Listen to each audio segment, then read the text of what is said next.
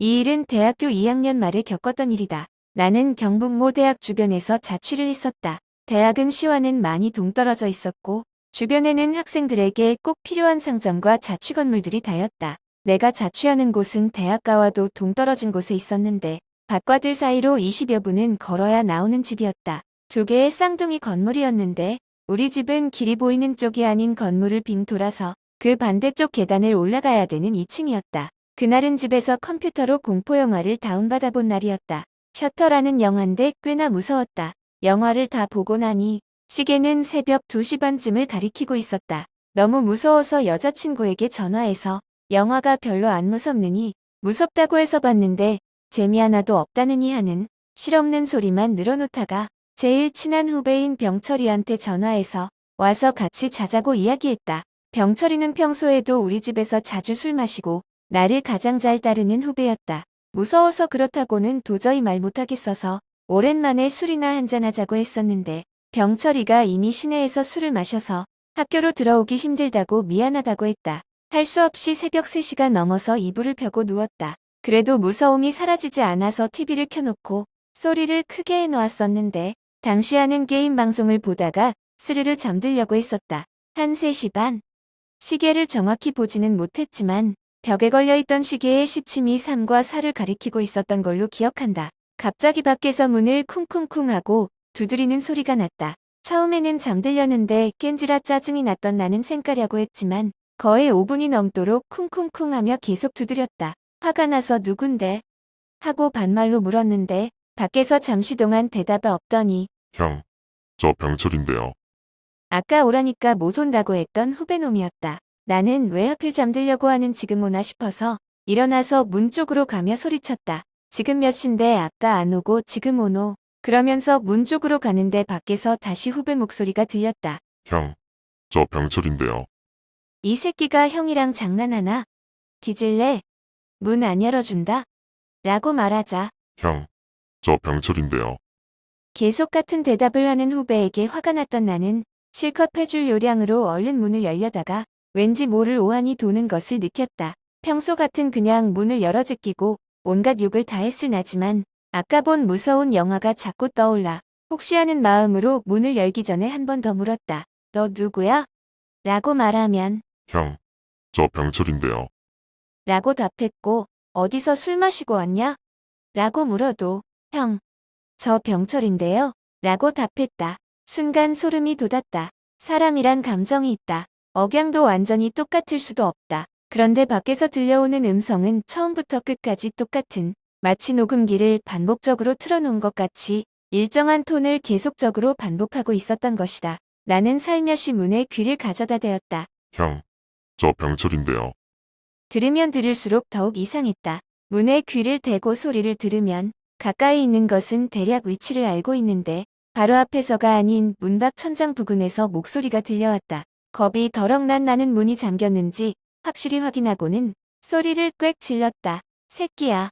누군데 장난질이고 안 꺼지나? 그러자 밖에서 아무 소리도 안 들렸다. 그럼에도 나는 마음이 가라앉지 않아서 문에 귀를 가까이 대고 소리를 들어보았다. 아무 소리도 안 들렸다. 그냥 찌르찌르하고 별이 우는 소리랑 복도에 있는 바람 소리만 미세하게 들렸다.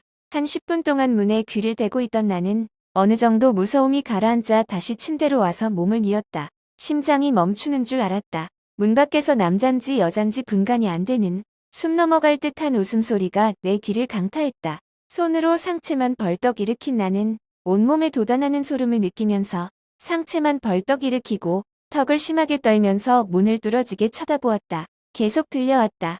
숨이 넘어갈 듯한 웃음소리, 점점 크게 들리는 듯했다. 나는 손을 덜덜 떨면서 제일 먼저 병철이에게 전화를 했다. 받지 않았다. 나는 떨리는 손으로 문 밖에 네가 와 있는데 네가 아닌 것 같으니까 전화 좀 제발. 무서워 죽겠다. 이런 형식의 문자를 열댓 개를 연달아 날리고 계속 문을 쳐다보면서 극으로 치닫는 공포를 경험하고 있었다. 쿵쿵쿵 두드리고 미친 듯이 웃고 다시 쿵쿵쿵 두드리고 얼마나 지났을까? 공포가 도를 넘으면 미친다고 했다. 그때가 바로 그랬다. 순간 나를 패닉으로 몰아가는 그 목소리가 미친 듯이 미웠고 화가 솟구쳤다. 원룸으로 되어부엌이 침대 옆에 위치해 있었는데 천장을 부서질 듯 열고 평소 쓰던 시카를 찾아들고 쿵쾅쿵쾅 소리를 내며 문으로 뛰어간 나는 문을 벌컥 열었다. 아무도 없었다. 나는 허공에 대고 미친 듯이 칼질을 하면서 있는 욕 없는 욕을 다 퍼부었다. 아마도 장난을 친 누군가에게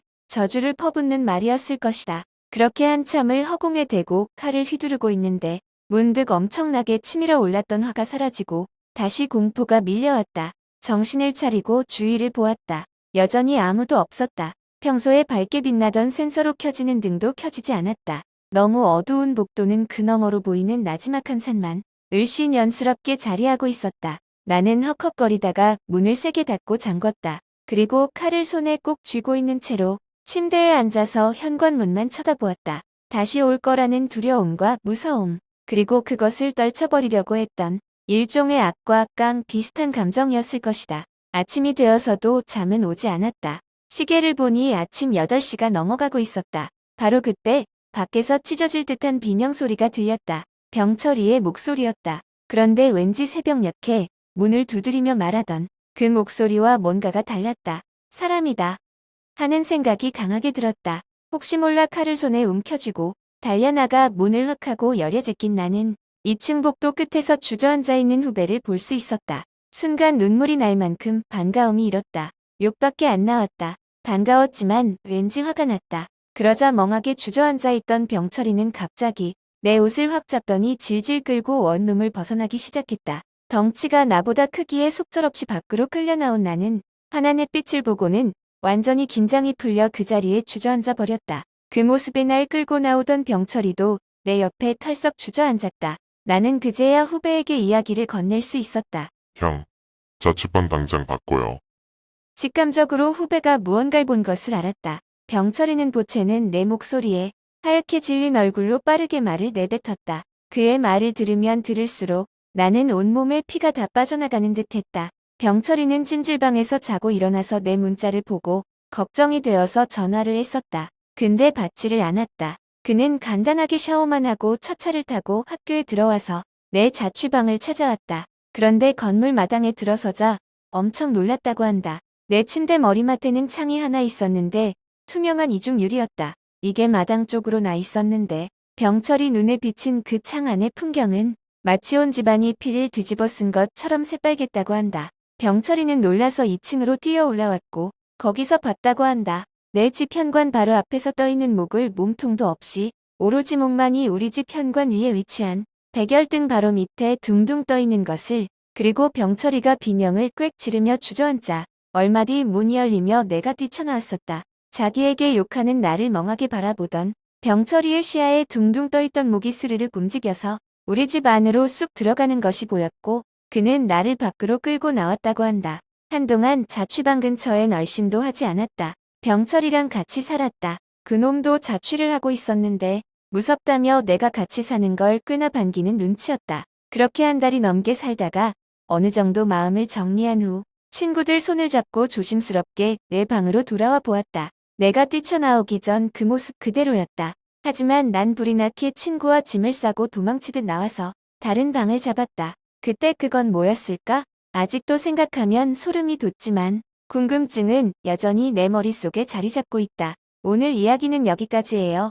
오늘 이야기가 재미있으셨다면 구독과 좋아요, 댓글 부탁해요.